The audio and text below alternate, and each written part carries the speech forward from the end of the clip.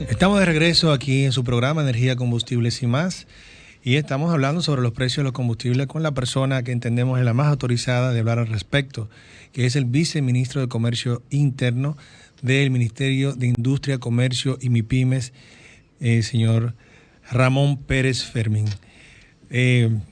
Bueno, viceministro, estábamos conversando sobre cómo se está logrando exitosamente mantener la estabilidad de los precios locales. Ahora bien, sobre los precios internacionales, ahí nos dio una pincelada sobre lo que está causando estas alzas. Como nosotros no somos un país productor de petróleo, tampoco mucho menos exportador, pues nosotros siempre, lo que sucede en el mercado internacional con el barril de petróleo es lo más sensible para nuestros precios locales. Entonces nosotros los dominicanos deberíamos estar pendientes de lo que pasa en los mercados internacionales. A este público que nos escucha, que nosotros estamos ayudándonos entre todos a instruirnos, a mirar hacia los mercados internacionales, ¿qué nos puede decir? ¿Cómo está la cosa en el mercado internacional? ¿Por qué estas alzas en los combustibles siguen hacia arriba? ¿Cómo es el asunto para que nosotros pues, podamos estar pendientes y entendamos más sobre el asunto? Definitivamente, y con eso empalmamos con lo que conversábamos antes de la pausa, existe un desfase todavía entre la producción, la recuperación del stock de productos terminados y el avance y la recuperación de la economía. Esto genera, como consecuencia de esa norma elemental de oferta y demanda, que haya actualmente mayor demanda de combustible que oferta. Y empiezan entonces el almacenaje de combustible, de producto terminado, empieza a descender en Europa y en Estados Unidos. Eso genera entonces una presión en el mercado como consecuencia de que tú empiezas a tener mayor demanda, empieza a reducirse la disponibilidad de combustible, pero todavía hay alguna reticencia de parte de los productores de la OPEP de abrir la producción y que no les ocurra lo que le pasó en marzo del año pasado. Si se recuerdan, sí, que el combustible se fue a niveles negativos como consecuencia de lo que llaman una postura larga en el mercado. Estaban muy largos de stock. Tenían demasiado producto para la demanda que había.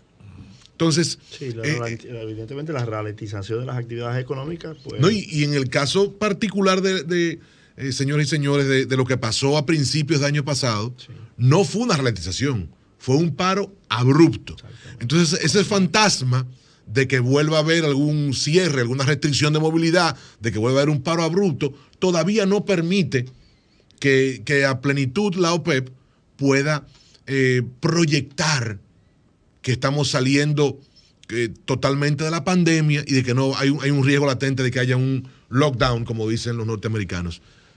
Cabe resaltar que tal vez nosotros no tenemos el mejor referente de pandemia por la gran labor que el gobierno ha hecho, porque hemos liderado la vacunación de manera eficiente, de los pocos países que ha podido sortear ambas cosas a la vez, tanto la recuperación económica con la parte sanitaria. De repente los dominicanos no tenemos necesariamente el mejor parámetro a partir de cómo está nuestra sociedad hoy. Hay muchos países que tienen grandes dificultades sanitarias y tal vez eso todavía preocupa un poco en el mercado internacional. Lo cierto es que venimos en los últimos 2 meses haciendo esfuerzos muy marcados por retener grandes sumas de apreciación, de grandes montos para apreciación de los combustibles en el país.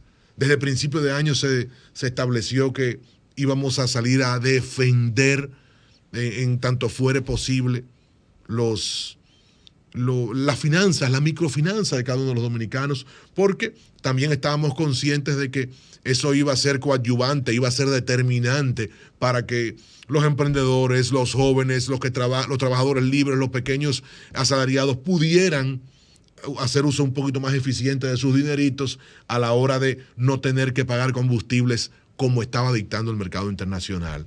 Y lo propio con los pequeños comerciantes que no iban a tener que gastar en combustibles, lo que estaba estableciendo el mercado.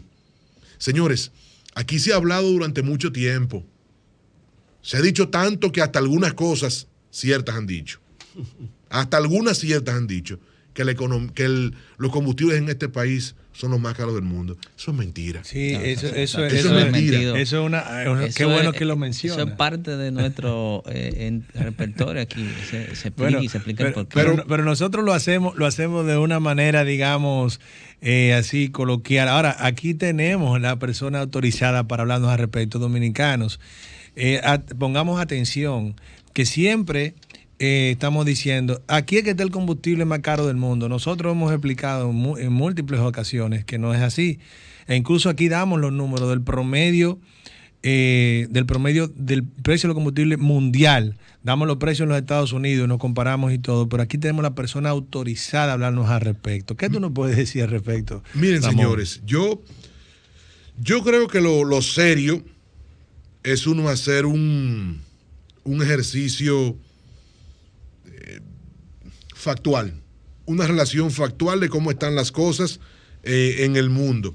Y no necesariamente que nos dejemos llevar por el interés malsano que pueda tener alguien, que al final del camino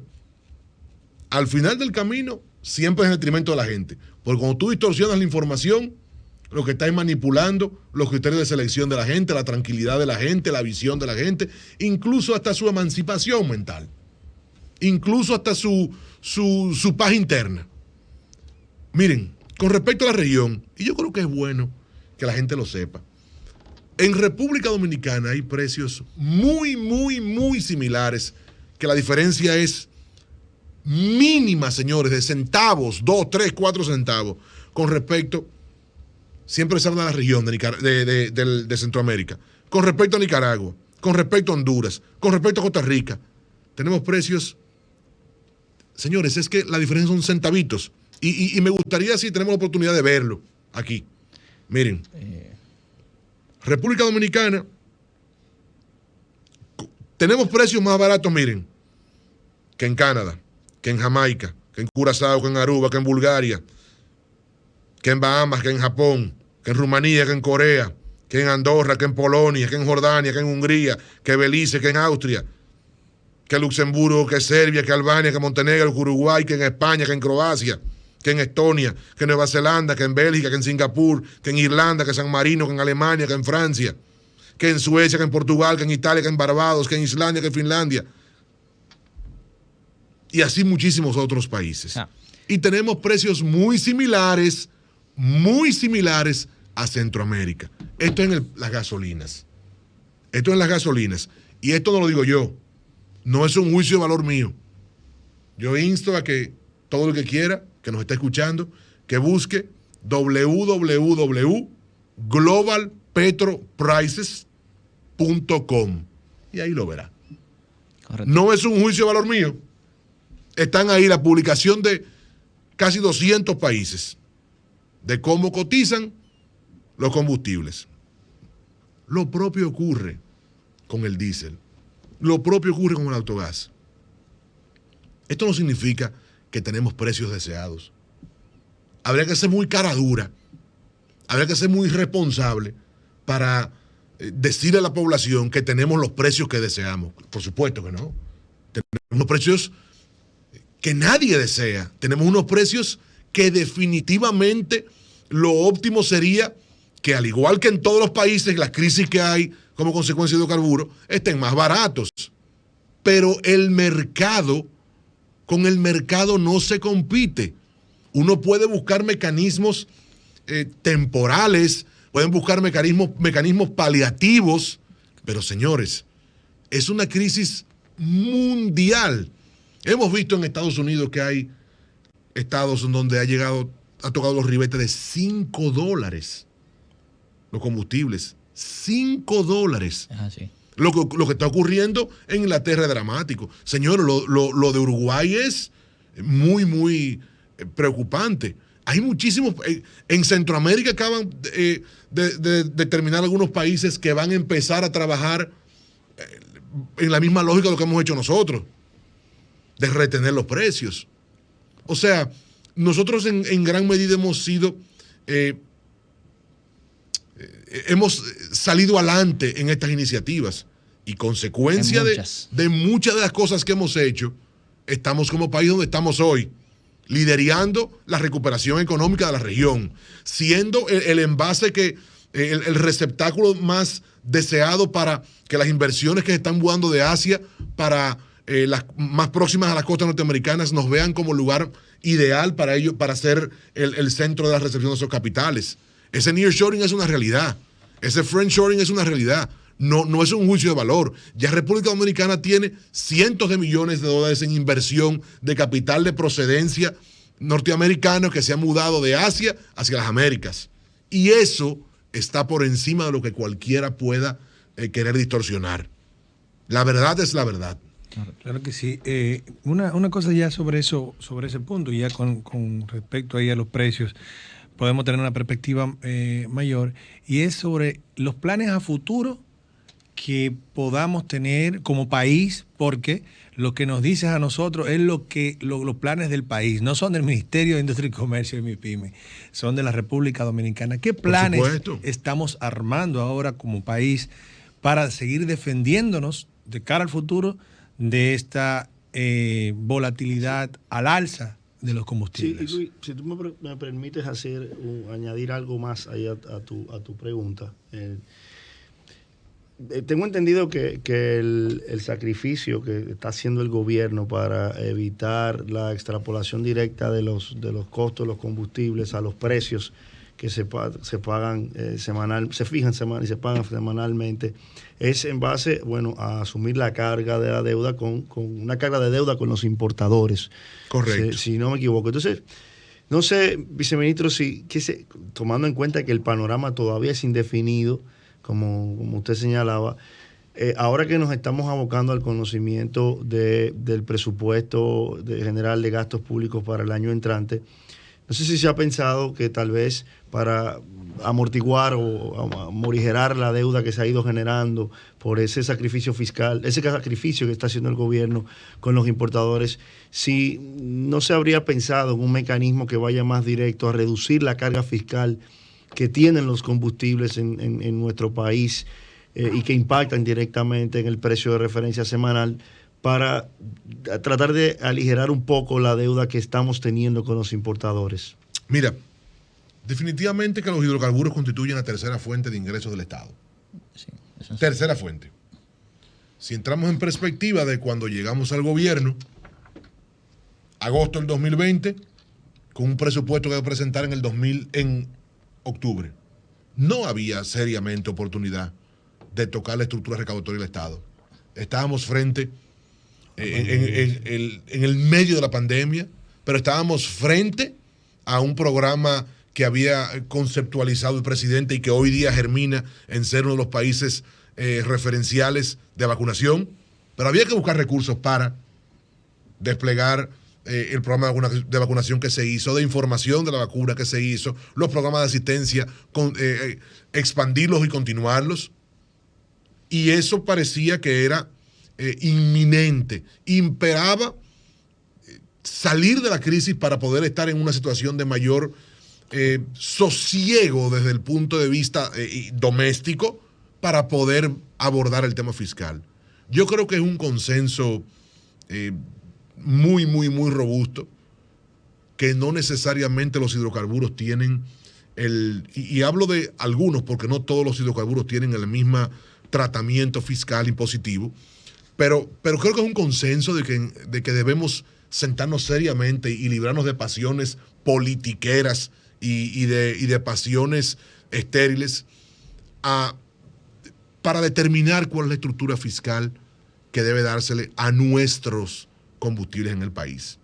Sorteando por un lado, que es una fuente importantísima de ingresos de un bien inelástico, que todos sabemos que no es cierto que va a haber un mayor aumento de ese consumo como consecuencia de una reducción impositiva, pero no menos cierto es que sí redunda en mayor competitividad también cuando tú tienes un precio reducido de ese producto.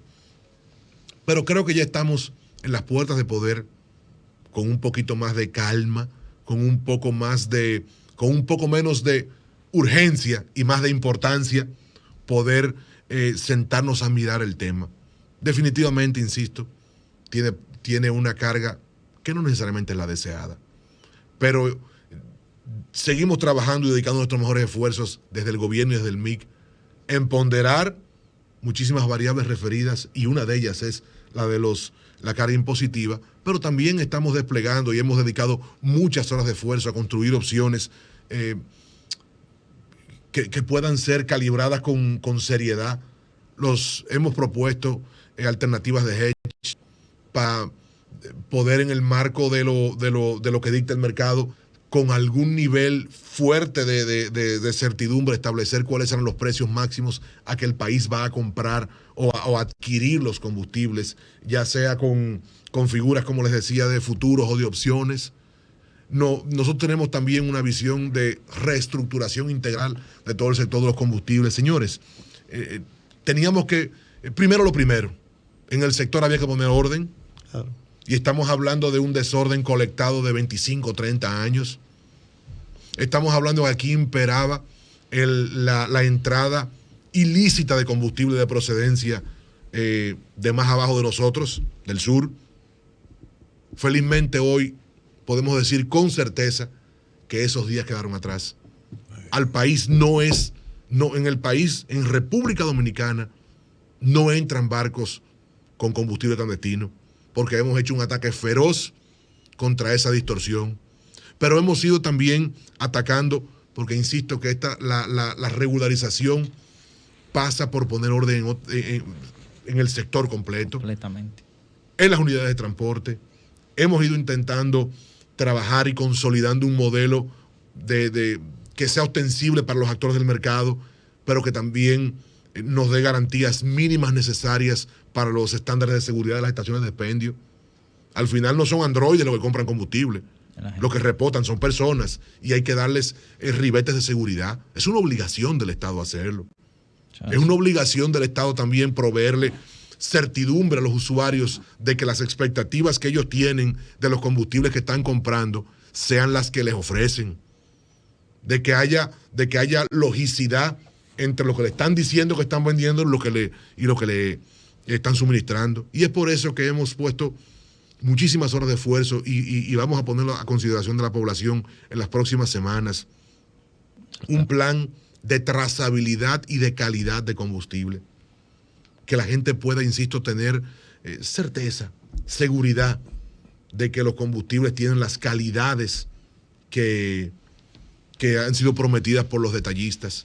Pero que nosotros como Estado podamos saber con precisión de dónde proviene y al segundo cada uno de los, dónde está ubicado cada uno de los actores con sus combustibles. Señores, cuando llegamos al MIC, una de las tareas obligadas era saber en ese estado de situación que, bueno, todo el que tiene calidad gerencial hace un estado de situación cuando recibe algo, para saber qué está recibiendo. Eso es elemental. Y una petición obligatoria, una necesidad que levantar obligatoria era: ¿qué tenemos de combustible? ¿Cuántos LP hay en el país? ¿Para cuántos días nos da si hay un siniestro? Pues en industria y comercio no existía. Con mucho esfuerzo y hoy con mucho orgullo les digo también que tenemos un sistema automatizado de stock de combustible que desarrollado in-house, desarrollado por nuestros colaboradores de tecnología, en donde se administra de la base de datos de los importadores y despliega por producto, por cantidad, lo que tenemos tanto en tierra como en tránsito marítimo. Y eso nos da una capacidad de poder proyectar en qué momento estamos, en qué estamos parados, planificar lo que está ocurriendo. Y miren, como la gente que actúa con buena voluntad, siempre la suerte le acompaña. Cuando llegó el Texas Freeze en febrero, pudimos poner en marcha y dar respuesta contundente de que en el país no iba a haber desabastecimiento de gas licuado, de petróleo y de gasolina. y pudimos hacerlo milimétricamente. Es decir, tenemos tantos días de cobertura y tenemos tantos días en el próximo barco que viene, y esto nos genera un confort importante para poder decir que en el país estamos por lo menos con 10, 12, 15 días cubiertos en todos los combustibles, más lo que existe en las estaciones. Es una reorganización sectorial que pasa por la calidad, la eficiencia y la transparencia. Cuando llegamos al MIC en agosto del año pasado, los precios de los combustibles se cumplían con la ley, publicarlo. Nosotros consideramos que hay que cumplir con la ley, pero también aproximarse a la gente y darle explicaciones a la gente. Y por eso dedicamos todos los viernes una pequeña cápsula para dar un overview, una vista rápida de cuál ha sido el comportamiento del mercado y qué ha hecho el Estado con las finanzas para, ya sea congelar los precios, transferir como transferimos en algunos productos la semana pasada y retener en otras, pero darle explicaciones a la gente. Eso lo hemos visto ¿cómo lo puede ver la gente? Las cápsulas, ¿dónde se publican? Todos los viernes nosotros a través de de las plataformas del industria y comercio, alrededor de 2:30 de la tarde, hacemos una pequeña rueda de prensa dándolos la información. Sí. Son 5 o 6 minutos. Sí, ahora quizá vamos... Y perdóname, con ello concluyo la parte del cálculo de los viernes. Hemos hecho esfuerzos importantísimos también en crear desde el ministerio una plataforma de cálculo automatizado de los precios, en donde la excepción sea la mano del hombre en el cálculo. A excepción hecha de, valga la redundancia, de 1 o 2 elementos, todos los demás se alimentan automáticamente de servidores, para que no haya discrecionalidad, para que haya mayor certidumbre de los precios. Nosotros tenemos un plan que, insisto, pasa por calidad, por transparencia y por eficiencia. La transparencia es la columna vertebral de la gestión nuestra. Y como nosotros no fuimos allí a actuar con opacidad, nos sometemos al escrutinio del que quiera. Excelente. Nos sometemos a las preguntas que sean necesarias. Cuando alguien nos ha hecho una pregunta sobre el cálculo de los precios, hemos dicho, pero vengan, vamos a explicárselo. Yo siempre digo, y se los decía fuera del aire, que no es posible explicar en unos minutitos el tema de los precios de los combustibles, por lo sobrecomplejizado que es. Pero sí es posible darle la cara a la gente, sí es posible actuar con transparencia y decirle cuando hay alguna duda puntual lo que está ocurriendo o no. Y ese pasivo de legitimidad que se había colectado durante 10, 15, 20 años, sería muy pretencioso pensar que en unos cuantos meses se va a revertir lo que ya se inició el proceso de reversión, lo que ya sí los actores que intervienen en el mercado dan fe y testimonio de la diferencia que hay. La confianza, señoras, se construye día a día. La confianza no es un hecho súbito. Y nosotros, todos los colaboradores de la institución, se levantan día a día con pasión a abonar esa confianza. Los tiempos en donde se actuaba con apatía quedaron atrás. Nosotros desplegamos una reunión todos los meses con los actores y las asociaciones de combustible del país. Ayer tuvimos una, con todos los actores, para expresar nuestros planes, nuestras ideas, para decirles cuando llamarles a capítulo, cuando tenemos que llamarlos a capítulo, y también para escucharles, saber cuáles son sus expectativas y para recibir también alguna colaboración desde el punto de vista conceptual. Nosotros no consideramos que somos dueños de la verdad absoluta, en lo más mínimo. Estamos desprendidos de esa arrogancia. Lo que sí tenemos es una visión clara de que esto debe hacerse entre todos. Qué importante. Y mire, perdóname, yo sé que tú tienes una pregunta muy importante, pero has tocado algo que me llena de mucha alegría porque yo tengo muchos años en el sector de los combustibles y he visto en muchas ocasiones cuando entran gestiones que han tenido sus luces, han tenido sus sombras, todo, pero han pecado prácticamente todas de escuchar, de poner el oído en quienes son los actores del mercado de los combustibles. Y el no escucharlo adecuadamente ha dado pie a que se han cometido muchos errores que han tenido que irlo arreglando con normativas que corrigen la anterior y corrigen la anterior y corrigen la anterior por simplemente no escuchar. Y hay de todo tipo de actores en el mercado de los combustibles. Hay de todos tipos. Hay actores, pero lo importante es que tienen demasiados años. O sea, quienes han estado desde el principio de que aquí se empezó a vender combustible, pues son esos actores de los combustibles. Claro. Y lo que comenten es importante, es interesante. Puede ser un gran insumo para toda administración que, como bien comenta, tenga la voluntad de hacer lo mejor posible y hasta más. O sea, que yo felicito totalmente eso con lo que acabas de terminar diciéndonos, que en esas reuniones no van de manera dictatorial. Esto es lo que hay para que ustedes lo sepan y nos vemos. No, lo escuchamos, vamos a intercambiar y, como tú bien dices, aprendemos. Qué bien, de verdad. Eso es excelente. Por supuesto que sí. Y mira, y te digo a modo de complemento, que también sirve de balanza para con el sector. Porque cada vez que nos comprometemos con ellos a algo, podemos ir a mirar la cara y decirle, cumplimos. Nos comprometimos, señores, a revisar las normas referidas a los títulos habilitantes de las estaciones y lo pusimos en consulta. Nos comprometimos a revisar en los años de vigencia de las unidades de transporte y lo hicimos. Nos comprometimos porque era legítimo, porque era obligatorio, porque era mandatorio a revisar los márgenes y lo hicimos. Uno no va al Estado a hacer cosas fáciles. Eso es de gente que tiene poco compromiso. Uno va al Estado a hacer lo que tiene que hacer. Nos hemos comprometido a darle el mismo tratamiento a todos y eso hemos hecho. No lo digo yo, lo dicen ellos. Ayer me decía el presidente de una asociación, de los que estaba ahí, tenemos muchísimas diferencias conceptuales, pero nos vamos con la alegría de que no hay privilegios irritantes. Nos vamos con la alegría de que no hay tratamientos especiales, no hay persecuciones como consecuencia de cualquier motivación que no sea de la ley.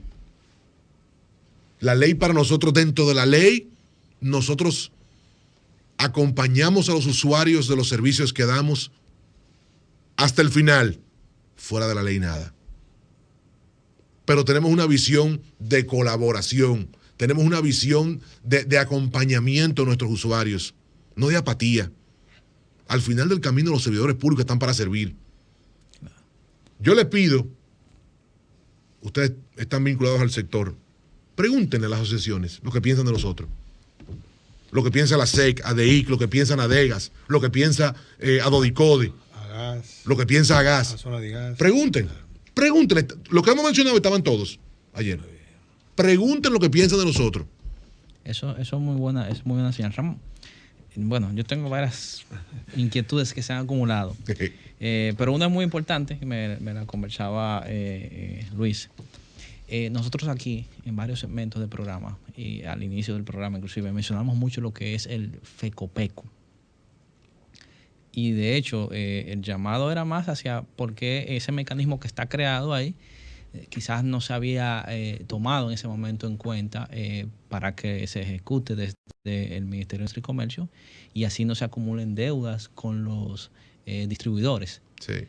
Entonces, sobre eso, ¿ustedes han visto? Para el consumidor, que sepa lo que el FECOPECO. Sí, el FECOPECO, el Fondo de Estabilización del Precio de los Combustibles.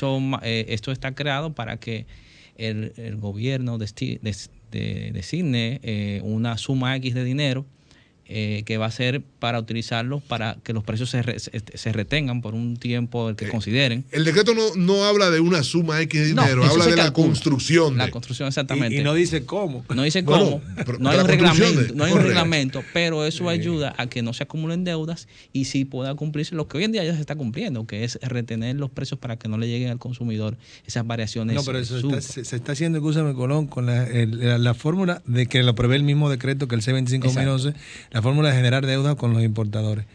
El FECOPECO, entonces es el fondo, como bien Exacto. tú mencionas, que entonces ese fondo no lo hemos visto en vigor. O sea, ¿qué tal? ¿Qué han pensado como Colón? Eso es lo que Colón le gustaría. Esa es la inquietud. Qué bueno que preguntas por el fondo el FECOPECO. De manera irresponsable, durante una década, las gestiones anteriores dejaron acumular de manera sumamente imprudente las deudas con la refinería dominicana de petróleo y con algunos importadores. Nosotros al 31 de diciembre, llegamos en agosto, y al 31 de diciembre del año pasado dejamos saldado todas nuestras deudas, como consecuencia de una política frugal de gasto, como consecuencia de ahorros internos. Y en este año, no solo con lo que hemos hablado y descrito previamente, que hemos tenido que destinar, pagamos 2.000 millones de pesos a la refinería, que eran deudas heredadas. Cuando llegamos al ministerio encontramos más de 4.000 millones de pesos en deuda. Entonces, definitivamente que hemos ido honrando. Primero dejamos el 31 de diciembre en cero, aún habiendo tenido nada más menos de 4 meses. Segundo, hemos ido honrando parcialmente lo que se ha acumulado este año y le abonamos a refinería 2.000 millones de pesos. Yo tengo la certeza de que podremos construir e identificar las fuentes para fondear el FECOPECO, para que haya un mecanismo al margen de la buena voluntad del ministro de turno. Sí. Hay un mecanismo institucional para que ello ocurra, pero definitivamente la realidad se nos impone.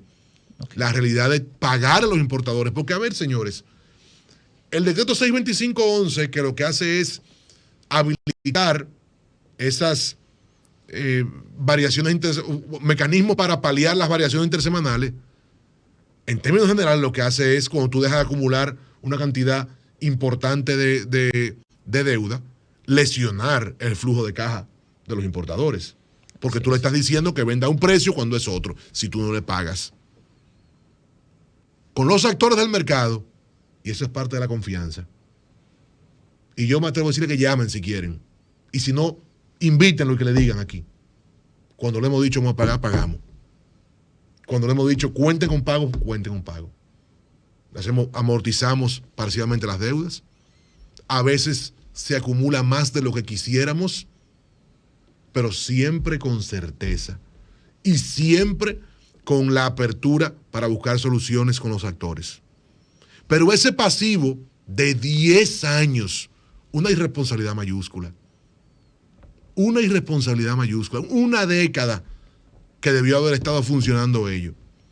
Imagínense ustedes lo que hubiese ocurrido, e invito a los dominicanos y a las dominicanas que nos están escuchando a que piensen cuál sería la historia hoy si ese fondo se hubiese engordado durante 9 años.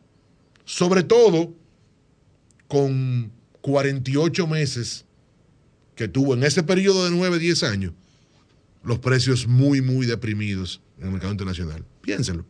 ¿Qué hubiese pasado?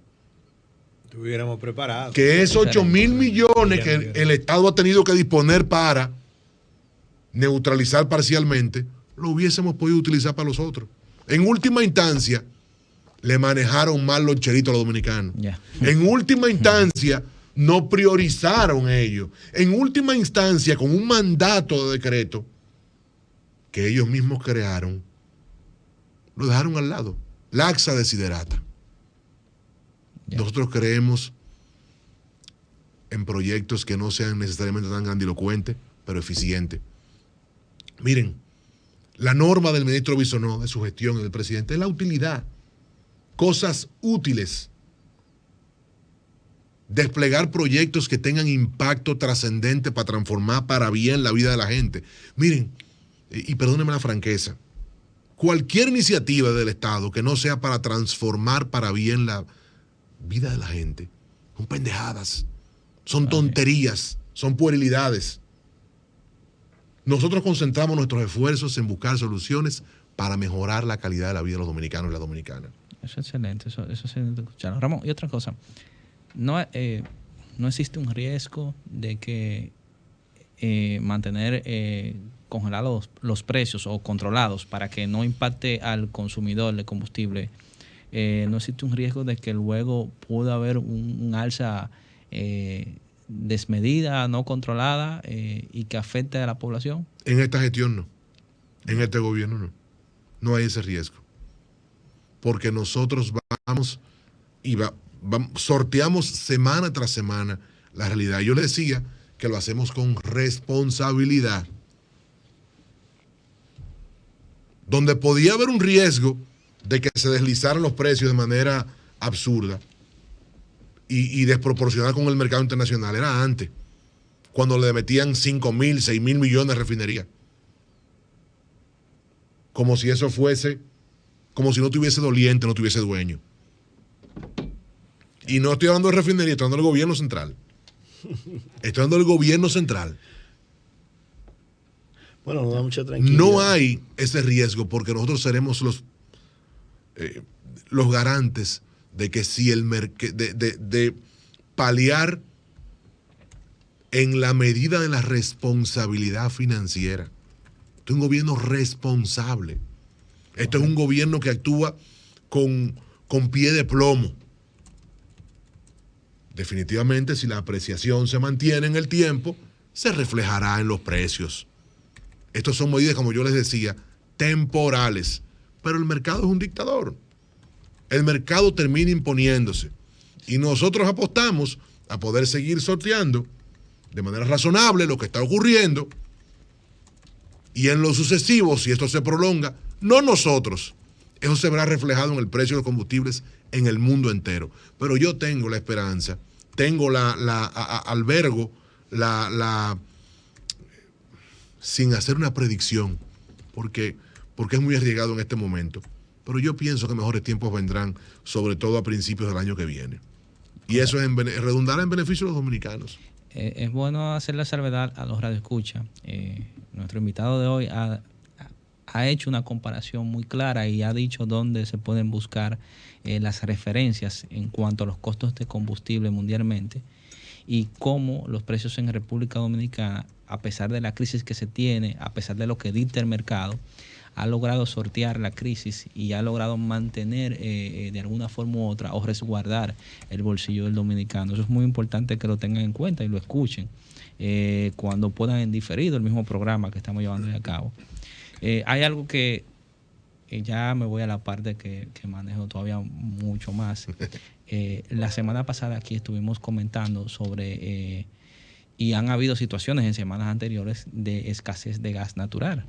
Lo que está en el caso de las unidades de generación de energía que funcionan con gas natural y que aportan, al igual como el carbón con Punta Catalina, que aportan que los precios se mantengan, los costos de producción de generación se mantengan con cierto nivel de estabilidad.